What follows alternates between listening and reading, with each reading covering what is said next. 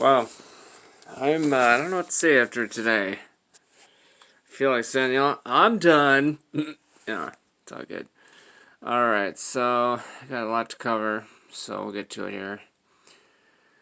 This was from the other day. This is kind of piggybacking off of the last one I shared.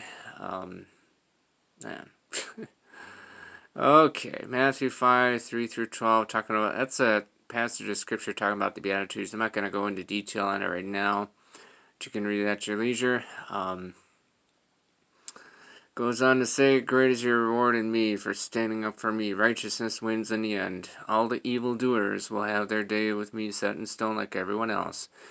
Though it is not a pleasant sight in my eyes at the moment justice will be handed down. It's important to be right. I forgive you. Many lashed out at rush out of hate. He's mine. Like in Jesus' day, the Son of Man was hated. They beat him, hurled insults at him, crucified him, nailed to a tree. Yet he said, Father, forgive them, for they know not what they do. Why? Because he cried mercy when they didn't deserve it. Anyone with any sense at a murder trial would ask for execution, or judgment, or whatever you want to call it, as a way of punishment. No, this wasn't a murder. This was justice that had to come to fulfill the law of the prophets. When you see people lash out in anger towards me, towards my child, and those who accepted me, remember my mercy that was given for all to receive and accept the blood shed for all of them, so they too can know me. It's been my plan to be reconciled with my creation. Many rejected me when I was in the flesh or on earth. They doubted who I was and questioned me. Only my grace is what saves you on that day. The blood you know of and spoke highly of is most important to me than anything apart from knowing me and receiving me. Wow. That's a mouthful right there. I don't know what else to say. I'm like, wow, we could just be done and say, that's church right there. No, I'm sorry. That's not even hit the iceberg on that one. But anyway, sometime later he says to me, if you're not being persecuted, not doing something right. Time to stand up for me in this hour like never before. There is a grace and special place in me to stand up for my sake. In so doing, laying down all you are for my sake. That's another one right there too. That's huge. That's deep. There's so much more in that. There's so much in all of this. We're in an age in a place where it's like we need to stand up for what's right. Stand up for all that He is, all that God is. And not be afraid of what He has put on the inside of us and told us to needs to be said. So anyway, that's it on that word. So I'm gonna go to the next one. This was today. Wowzers, that was a lot. Okay, so it's kind of like that rapid fire one where I had like 3 or 4 different words all wrapped up into one. This is gonna be kind of that deal. If you need to rewind it, like, let me rewind that thing and say it to me again. You rewind it and I'll say it to you again. Okay, but anyway, this was pretty deep here. So here goes. Anyway, we'll see. All right, condemnation, none in me. See, what he was talking about, just backstory. That last video kind of hit me different. I wasn't meaning to, it's talking about the emotions, talking about, but he addressed all that, because I'm gonna be honest, I had some condemnation going into today, and he quickly said, "Hey, you spoke to me about it, so here goes. Keep yielding to me. It isn't about what you feel. Put it aside. It's beautiful in my eyes. An audience of one. Think of it in that way. Their opinion is nothing. Your opinion is nothing. My view is everything." David didn't care about opinions. He knew who he was. When in the battle, his confidence was all. He didn't care about opinions of people, only mine. The greater you know me, the less opinions matter apart from mine. No shame with me. It doesn't exist. Never feel shame when I move and flow through you. Never about you, but me. And this is what hit me. My life-giving power pulsating through you to reach my people. You know, this is kind of crazy in the sense that this was the day or the day before Matt Wood, a good friend of mine I lost about a year ago now. And a year ago I was I questioned God. I questioned everything that I have been believing up to this point. It jolted me to no end. And I know that's another whole nother topic on another video, but it was like this. The avalanche, I felt like I had fallen down 50,000 feet. Wasn't sure where I was going, wasn't sure where I was heading.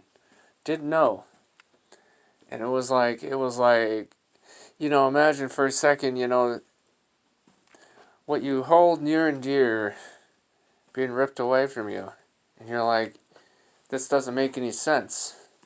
And you saying, well, I think I'm gonna turn back around here. I'm gonna walk away from this stuff because this doesn't.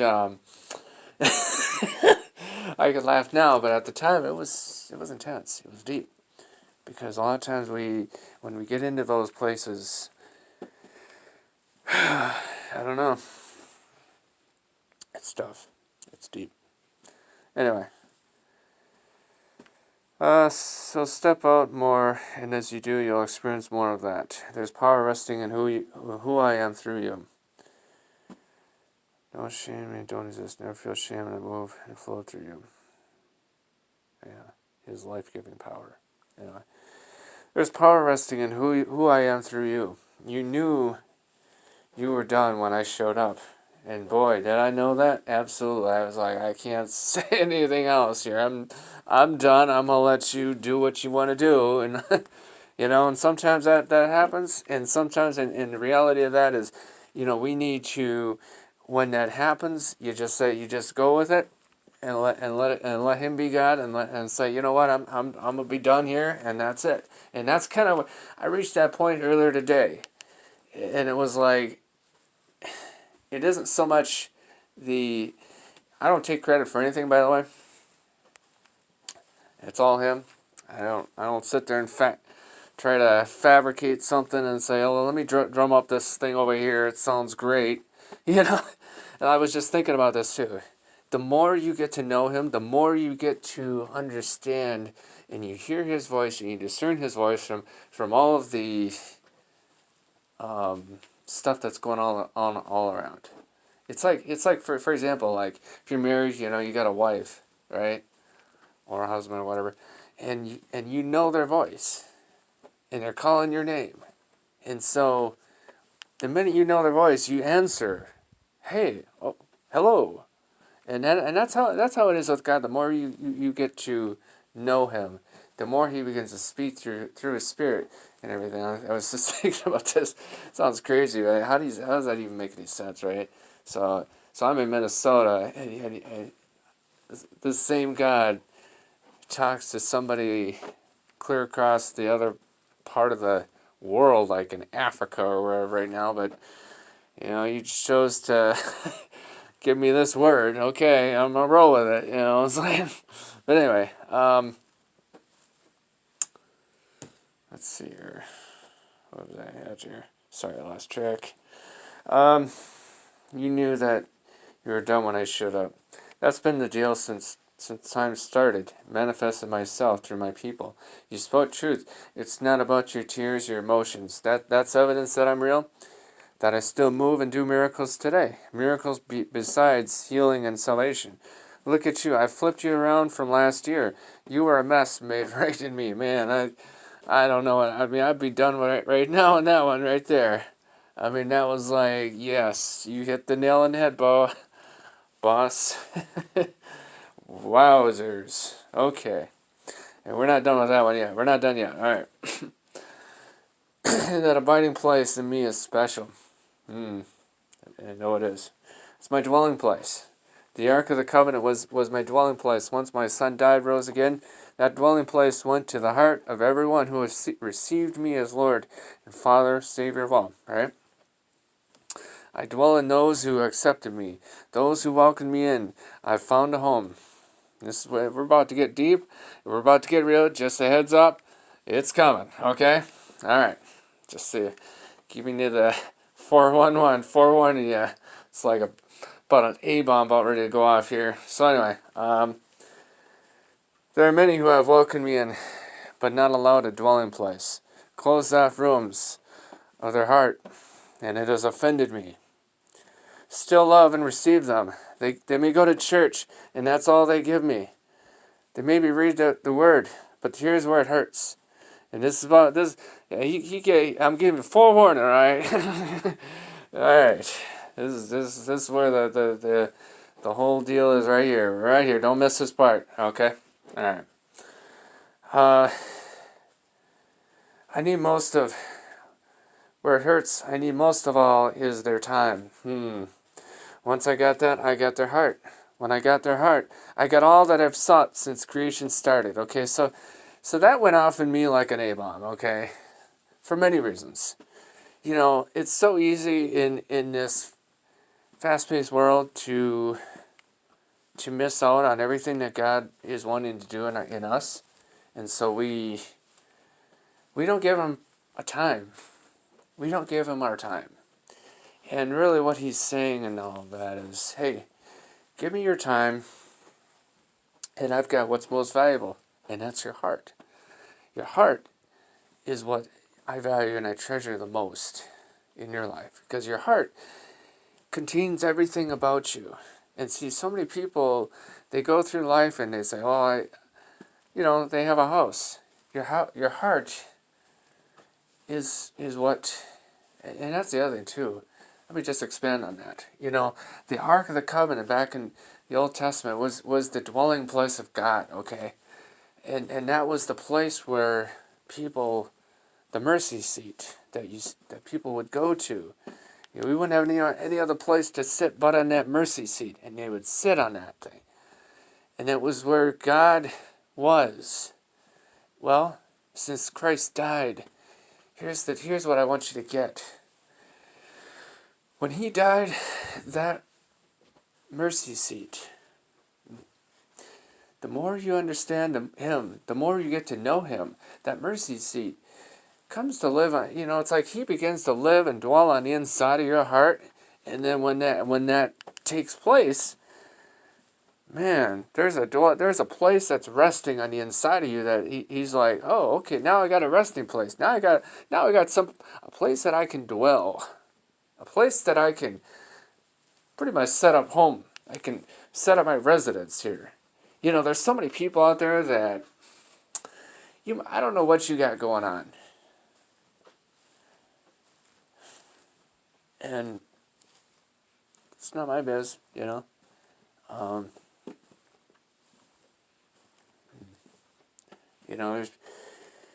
a lot of people are so caught up into, well, I don't want him to know. It's kind of like, it's fear. It's what it comes down to. Pride and fear. Pride in the sense of, I don't need that stuff. Or fear, I don't want to let him into everything in my heart, because if I do that, then he's going to ask me to and tell me to do something, or, it's going to start speaking to me, and I don't want that, that kind of thing. There's always those people out there, right? You're fearful of what you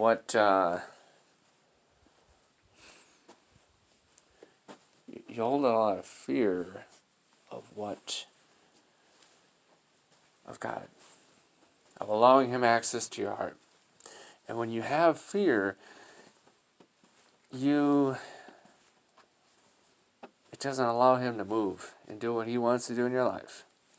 And He ain't gonna do what He did in my life. I'm pretty positive of this. I'll say this. That I'm no respecter of persons. He is no respecter of persons. I mean, what he's done in my life, he'll do in your life. I mean, that's the truth and the reality of him. And I think it's important in these days to allow yourself the ability to be able um, to just receive him. I mean, just to know that he is gonna do what he said he was gonna go, what he said he'll do. And a lot of people, I think, have a hard time with that because they're all stuck in their own little, I don't know, But it's your pride and it's your lack of understanding that will separate you from getting everything that God wants you to have in this life.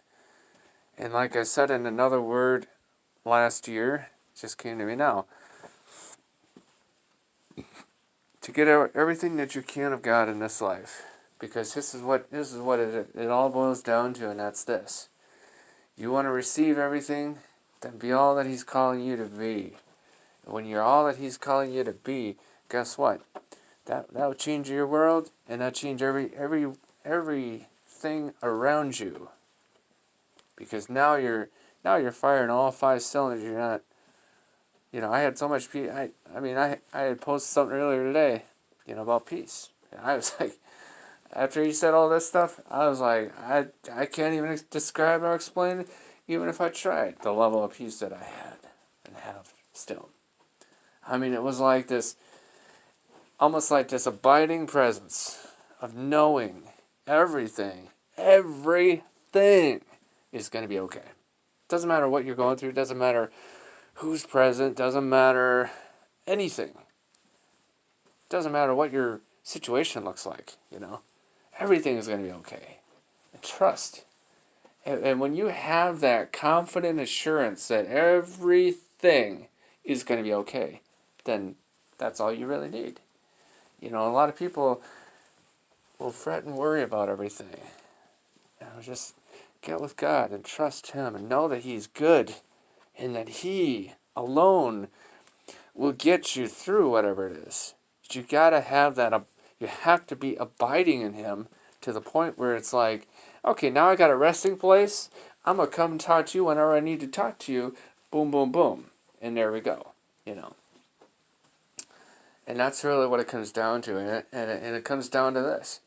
I didn't get to this place overnight. I mean, if you go back and watch my video, I think it's called Practice. Something Practice, yeah. That's a good video, by the way. And that's kind of where it's foundational for what I'm, for everything when it comes to things of God and all that. Because, if you're, I can think back to all those walks that I went on. And all the times that He just spoke clearly to me about everything.